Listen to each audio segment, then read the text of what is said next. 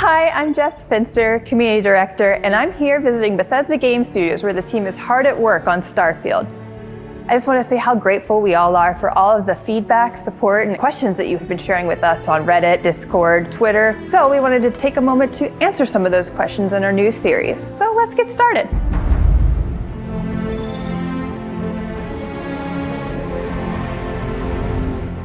First thing that we want to know is what inspired Starfield? Oh, so many things. I think the main ones that, I'm going to go back like in time here.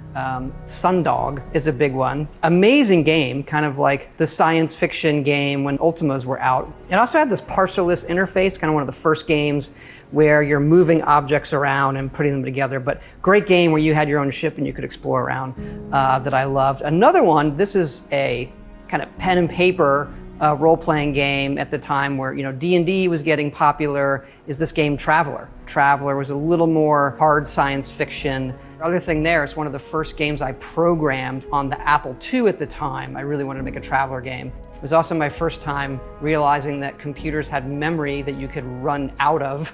I can already see the comments, people saying, you've been running computers out of memory for 40 years now, but that's an easy comment, everybody. You can do better.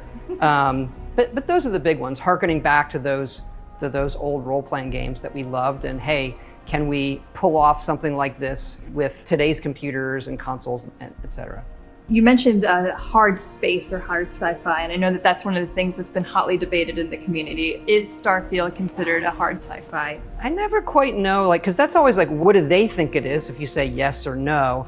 I think it is more hard to us, hard science fiction, where you can draw that line from, okay, here's how man explored space, and you can even look at our ships and say, all right, that has some visual identity back to that. But it's a trap question because it's a video game, right? Like a hard science fiction video game would be you die in space cold. And a good example, we were really into fuel and how the gravity drive works, and I'm reading papers on quantum physics and bending space in front of you. You don't actually warp, you bend the space, you bring the space towards you. And so what we were playing that, and it became very punitive to the player. Your ship would run out of fuel and the game would just stop. You just want to get back to what you're doing. So we've recently changed it where the fuel in your ship and the grav drive limits how far you could go at once, but it doesn't run out of fuel. Maybe there'll be an update or a mod that allows that, but that's what we're doing now. Constellation members are excited about the character customization and the traits in the game. Can you talk more about what players will experience with the traits? I love our trait list. It's super fun.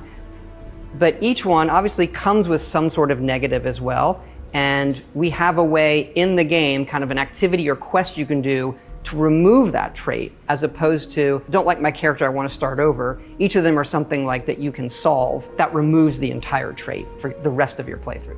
The last question, we have speech checks and dialogue that reflect your character build. Do you want to expand upon that at all? Yeah, look, we've done a lot of different dialogue systems. We've gone back to kind of I'll call it a classic Bethesda style dialogue, with you're looking at the character and how they emote. You have a series of choices there. The scope of the game, the amount of content we're making, is a bit more than we've done before in terms of quests and things like that. But the depth in some of this stuff with the dialogue, we just passed 250,000 lines. And so that's a lot of dialogue, but we've gone through it and the impact is really there. And that includes my favorite speech persuasion system. You're not talking us out of this score. It feels like it's part of the dialogue, but you're spending points to persuade them.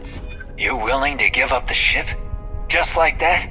It feels natural, not like I've entered some other mode where I'm not doing regular dialogue. It's just I'm in this mode of persuading you to get what I want. Having a way with words might prove useful. That's it. That's all the questions that I had for today. Yeah, this has been great. Everybody out there, keep it coming. We do really read it all. And also we look forward to showing you more of the game in the future as well.